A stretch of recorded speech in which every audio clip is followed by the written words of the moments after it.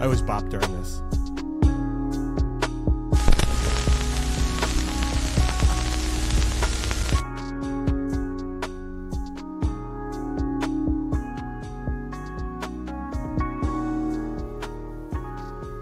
That's a cool intro.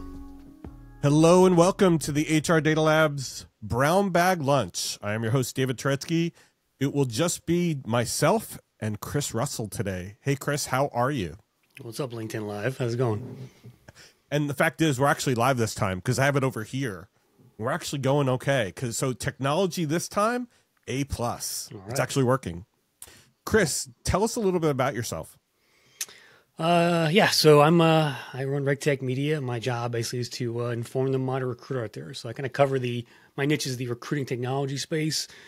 So anything from ATSs to job boards to recruitment marketing tools. I kind of talk about those on my podcast and my blog and news sites and stuff. And yeah, I've been doing this for a long time. And the average piece of technology kind of goes over a lot of recruiters' heads. So I try to dumb it down for them and show them what's out there, what's possible with technology to hire talent. So do me a favor, Chris, afterwards, in the commentary section of this LinkedIn Live podcast, put the links to your blog and your podcast so people know where to go to find it.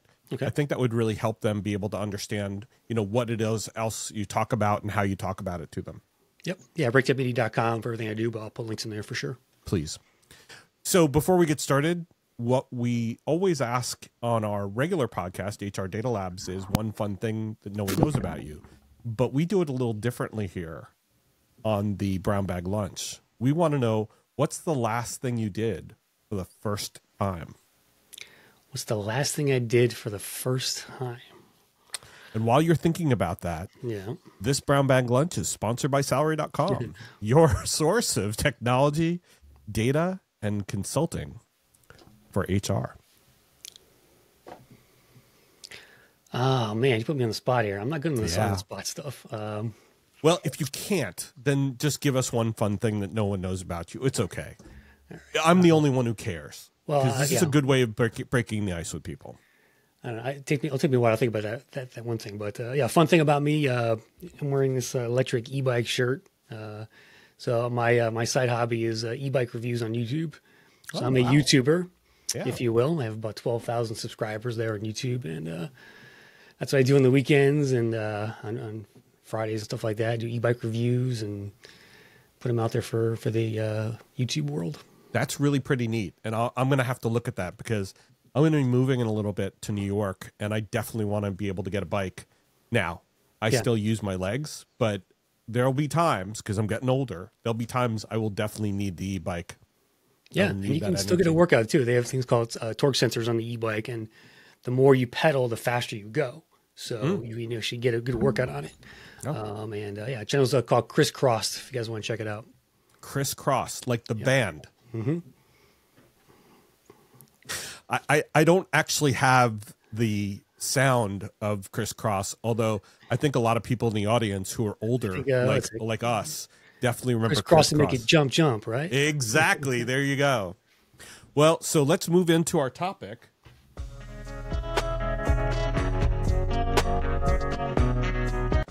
So our topic for today is going to be the future of recruiting technology. And so, Chris, our first question is, and I'm sure everybody's got this on their mind, the job search process still kind of sucks.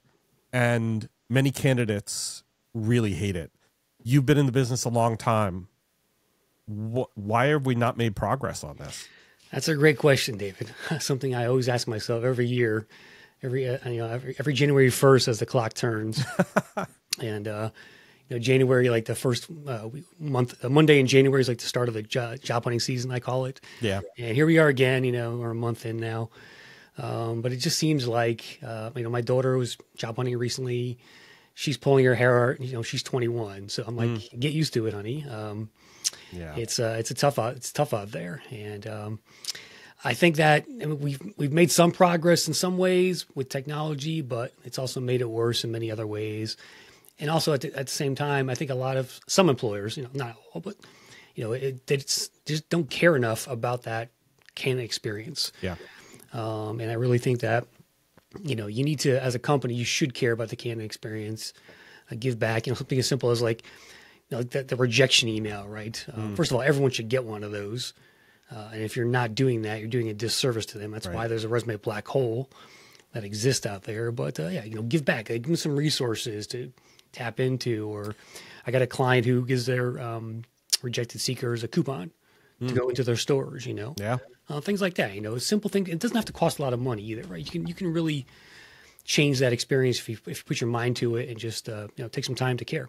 Well, we hear nightmare stories about people who've gone through the physical, actually physically going to 2 or 3 rounds of interviews at a company only to be ghosted afterwards, borrowing the currency term, or, never hearing back again. They're just ghosted.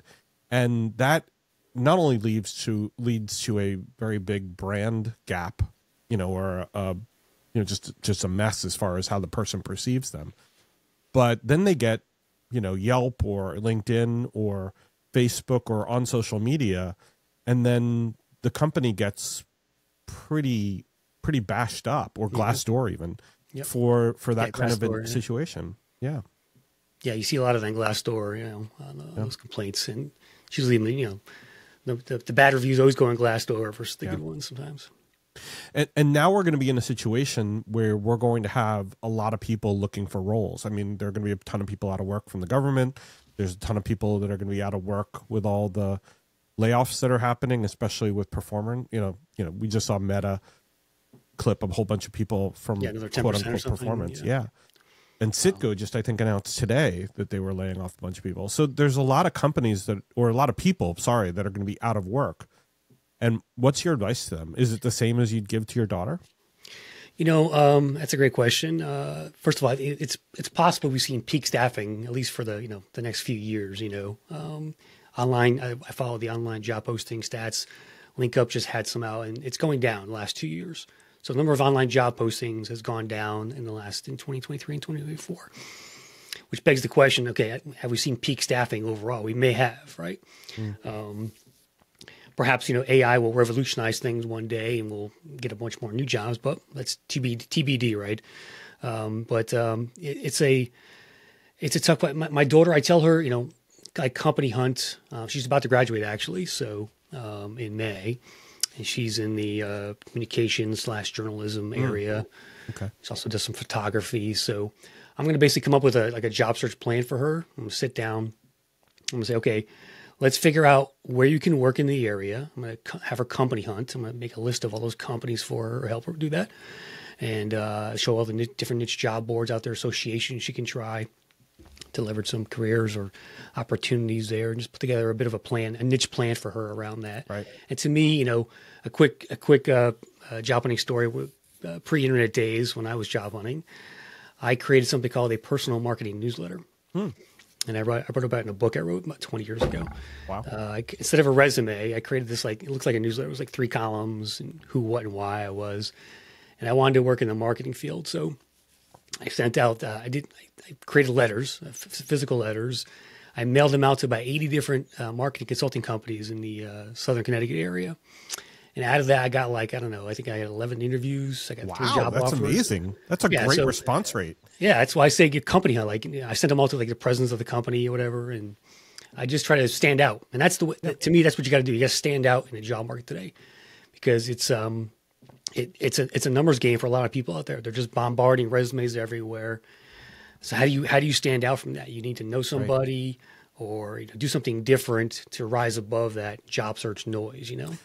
So your advice is stay away from the AI, ostensibly. Go to where the people are first, which is, if you're sending a physical letter with some kind of really cool thing. Another great example. So my daughter, I went to a hockey game last week, a couple weeks ago, and here in Connecticut at the Bridgeport Islanders, which is an AHL team. And I saw on the screen, they made an announcement about they're going to have a job shadow day.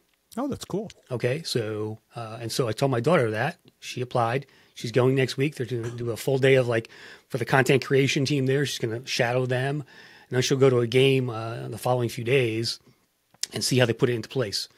So that's a great really example cool. of it's just some volunteer time, and she goes in there and learns. Maybe she'll meet a connection there, Yeah. network and that kind of stuff. So She couldn't go to the Wolfpack in Hartford because that's a Rangers affiliate. we're close to the Bridgeport team there. Sorry, I had to give you crap because I'm a Ranger fan. I wish it was the Whalers, but Oh, well, yeah. Well, a lot of people wish the Whalers were back from the yeah. Hurricanes in Colorado. Carolina. one of the best logo or uniforms in Yes. sports history. Yes, it was. The whale. Very nostalgic about that. Let's move on, though, because question 2 kind of is analogous to what we were just talking about, which is how is AI negatively affecting the applying process? Because candidates are bombarding ATSs. How employers deal with that? Yeah. Yeah. In fact, our applications are up. Appcast just released their recruiting marketing report, and its applications are now at 6.1%, which is up from like 4.2 or something like that. Overall for job listings. So you're getting more stuff into the funnel, and it's harder for recruiting teams to just sort through all Parse that, through it, yeah. and it's tough. If you can get 1,000 resumes for a listing. How do you, as a team, how do you sort through that? You need to have some kind of filters in there, and so I'm hopeful that AI can solve some of this in the long run here. Yeah, but AI, what we've dealt with AI is you submit your resume and then 5 seconds later it's rejected with a templated email that says, "Hello, brackets job candidate. Here at Bracket Company, we appreciate you putting in your resume. However, we've chosen to go with stronger candidates." Wait a minute. It's literally 5 seconds later, Yeah. and all of a sudden They need to put a 3-hour time thing on that thing. maybe. But even so, I've literally run across situations where the company hasn't fixed their template, and it's literally the out of the box template, and it has holes in it, which is just probably infuriating. 80% of the rejection letters are all templated. That you just change the tone. Like the wording in that matters. You can make it sound nice and let them off easy. Versus just that standard boilerplate thing that sounds like a robot wrote it, And it did. It really did. But the problem is, so there's 2 problems. One, there's the candidate side of AI in the application process, and then there's the employer side. So what you're saying is that because employers are being bombarded more so now than ever by the numbers of applications, some which are really good and some which are, why did you bother sending your resume in? How did they parse through it? So what's the answer? Because AI is being a gatekeeper and putting a major filter. It seems like almost a nano filter on the candidates that actually get through to the interview process. Yeah, I think you have to have some kind of scoring in there for the candidates on the ATS side. But then again, if the candidates are all using the same ChatGPT to do their resume, all the resumes sound the same. I think you're going to have like another layer of like almost like interviewing in there. I got a shout out to people over at Upwage.com. They have this AI interview tool. It's an agentic that will actually do like a behavioral interview through AI, and that will really you could put that into like a bunch of resumes like that, and that'll help sort through it more, get more detailed answers in there. So I think we need to have more. There might be more screening processes in place here for all these candidates. That's how I'm thinking it's going to happen. But that also helps for the candidate experience as well, because they're getting some interaction from the company. Imagine if you could apply tomorrow and get an interview right away, with an AI bot, right? That's at the very least that's going to help you break down the ghosting and the candidate experience, right? If you can get an immediate interview through AI, I'd rather do that and have to wait 2 or 3 weeks for a human to actually get in there. Right. Like, give me a chance to get in there and show my stuff, And while you're showing your stuff, they're asking you appropriate questions. They're asking you probably skill-based questions, which potentially could lead to having those people who have shitty or sorry about that, terrible interviewing skills, but really good. And I probably take it back. They also have good interviewing skills, but they have terrible resume writing skills, the ability to actually get to the next level. Yeah. And then shine during the interview because they actually know what they're talking about. Yeah. Most people suck at interviews anyway. So Yeah. I'd rather do it through a bot first and, make it made easier. Well, if not easier, at least what it's doing is to going back to the beginning, it's getting that interaction. Yes, that and gets that's you the important beyond. part, right? The, yeah. You don't want that candidate to wait too long, Yeah. particularly in the high volume space, right, where you have to hire quickly. And I think that AI is going to play a part in that role in the next. I think that in 10 years, every company is going to have an AI recruiter agent that basically does all that screening and initial interviewing up front, and it's going to make their jobs a lot more efficient. And I think the virtual recruiter is coming, and it's going to be here sooner than you think. Are the current instances of this virtual recruiter, are they visual or are they more text based? I think it's going to be text. It's going to be voice as well. There's a couple companies like Sense and TalkPush. They have these AI-based voice recruiters that will interview whenever you want. They'll call you up. I've taken these. I've done a couple of demos with them. They call me up with this recruiter voice and interview me on the spot. And it was pretty cool. I mean, and it was just beginning, but it's going to get better every year. And one day it's not going to be able to tell if it's an actual person behind that call. What would be really cool, and I'm probably moving ahead a little bit, but what would be really cool is if that recruiter was able to actually give you feedback as to how you did and be able to potentially help you for your next interview. Absolutely. Whether it's with that company or not, because it's hearing a lot from your voice. It can infer a lot from your voice and from the answers you gave as to not only are you the right fit for this company, but what do you need to fix? And it really wouldn't cost the company anything. Right. That. Yeah. Imagine even if you don't hire the candidate, imagine giving them a little report on how they could improve themselves in the interview, right? That's an excellent piece of data to take away, and you're actually giving something back to the candidate. Exactly. Instead of just rejecting them outright. So before I move on to the next question, I got to ask you, is that really the end of it for AI in ATS? Is it really the candidate experience is kind of the major piece here, or are there other areas or other ways that AI could be used in the recruiting world? Whether it's finding new sources of candidates, whether it's finding, more appropriate sources or other ways of being able to help the company be able to recruit. Yeah, better? I could see AI being, agents that go out there and source for you, like taking an agent and giving a job description, say, go find me candidates and engage with them. Like send them an initial outreach, whether it's through LinkedIn or a text or an email, and gauge their interest, right? I could see AI being used for that. And then, I think AI also is going to be baked into a lot of things in ATS. There's an old saying called, when the internet came out, it was called, the internet is going away like the phone went away, becoming invisible, or in the process becoming invisible.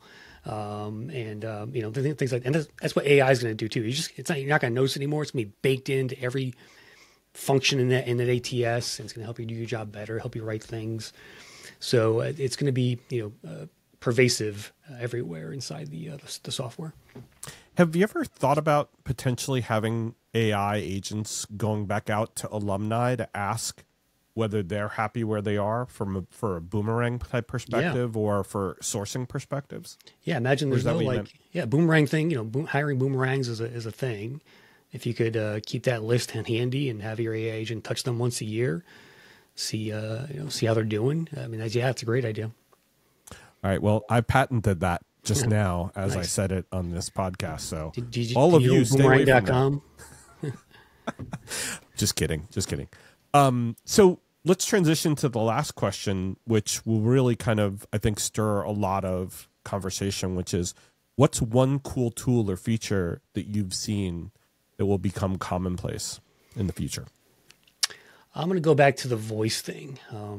Google, maybe like 5 years ago, came out with this voice tech where, I don't know if you remember this, but they called a hair salon and made an appointment using voice AI. And as soon as I heard that, I was like, okay, who's going to be the first company that create that first recruiter voice that does that? So I'm really excited about that. I want to see that. And that could take, I think the voice piece of this is really interesting from recruiting, because right now we're all chat and text based Yeah. and email, but voice is the one thing that really hasn't come into recruiting yet from an AI standpoint. And I do think that's going to be a big piece of the future, in 3 to 5 years or so. But Chris, what are the things that get away, or sorry, one of the things that I think get in the way of that is dialect understanding. You basically have to ask up front, do you speak English? Can you understand me? And that then when you get to that I can translate it. Well, yeah, exactly. But that sets it up as I'm talking to a machine now. Whereas what you're talking about is transparency, right? The person gets called, they don't know it's an AI. They're talking and interacting with an AI as if they're talking to a human. And in the conversations, we don't start off by going, hey, Chris, what language do you speak? I will translate myself to make sure that you can understand me. Yeah, I mean, I think first of all, if you already use a AI voice recruiter, you got to tell the candidate that it is a robot, right? You have to state that up front.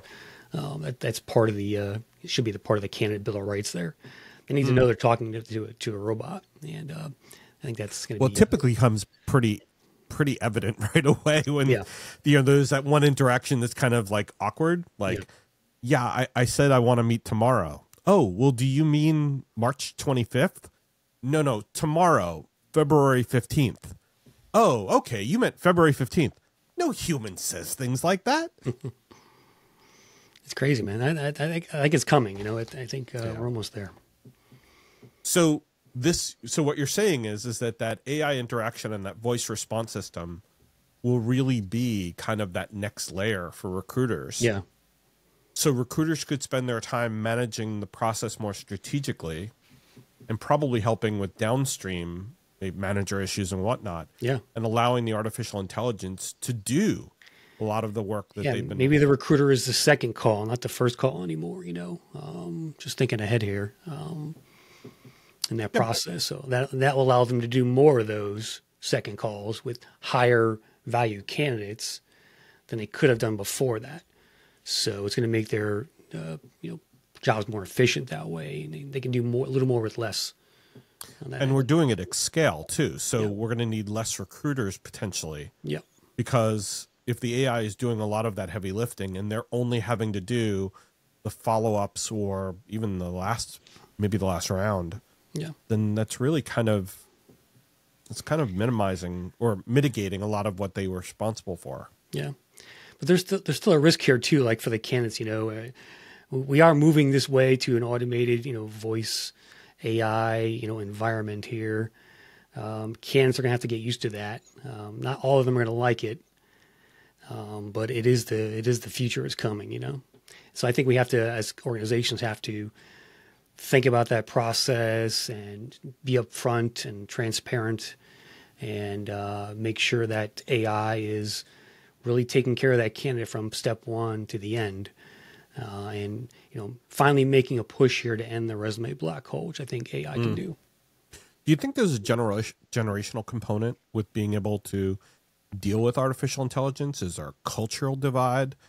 Do you think that there'll be more resistance for older folks like me, or for sure, it's definitely a part of it, I think, and but I do think I've seen a couple studies where candidates wanted to, they said they wanted to anyway, use chat or whatever before talking to a human first. So I think the next generation of workers is going to be much more used to that.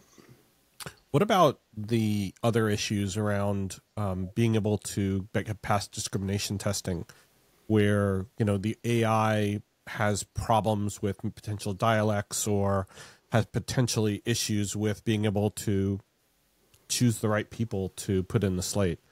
And by right people, I mean, people with the appropriate skills and not get into bias or ageism. Yeah, I think you can see a lot of the softwares, like there's a bunch of like certifications and things you can do to your AI to make sure it's compliant. There's going to be some laws written as well. So I think like Upwage has they're certified in a bunch of different areas around AI ethics, things like that. So we're going to have more of that regulatory kind of framework in there, I think, for some of these softwares to do. But it's going to be kind of messy in the initial beginnings here, I think, because the laws haven't caught up with AI yet and all that stuff. So, do you think? I mean, it's certainly not going to come from the federal government. These laws are going to be kind of piecemeal around the states, and that causes a potential issue where you're going to have to configure probably to the highest common denominator. What's the hardest rules to pass? Because otherwise, organizations are going to be scrambling to figure out, how do I comply in all the different states that have all those rules? Right, exactly. Yeah, it could become a regulatory nightmare, but we'll see. Is there any fallback or pushback from the configuration that Workday had to deal with, or the lawsuits that Workday had to deal with, where the and again, I'm not the expert on the details of that lawsuit, but it was really about AI and the gatekeeping that the AI was doing for resumes. No, I didn't see that. There was the Amazon AI store where they basically were using AI a couple of years ago, and then they stopped using it because it was too biased, I guess. I heard that. So I didn't hear the Workday one though. What I'll do is I'll put a link to it in the comments. By the way, Jack Copeman is listening to us now, so we have to really get on track and make sure that we're as accurate as we possibly can. Shout out to Jack. Yeah, Jack and his folks at Great People. So to kind of round it out, Chris, we've been talking a lot about AI and the future of recruiting technology. What else can we look forward to beyond just AI? What else can we look forward to in the world of recruiting technology? Or is it really just AI right now? I think it is. It's primarily AI. I think, you're seeing a lot of recruiters look for work today. Have we seen peak recruiter staffing? I floated that idea a few times, which is, not great for some of the recruiters out there. And I do a lot of work also with niche job boards. So I'm always talking to them and helping them build niche communities of people. I think you're going to see more of that. Stuff like the Indeeds of the world have taken a big hit the last couple of years because of the hiring environment. So we may have seen peak Indeed out there as far as their reach, but we'll see. I think right now it's a very uncertain environment. Like, I don't expect hiring to be that strong this year. You're seeing some layoffs already now. Yep. So it's gonna another year to just hang on and see what happens.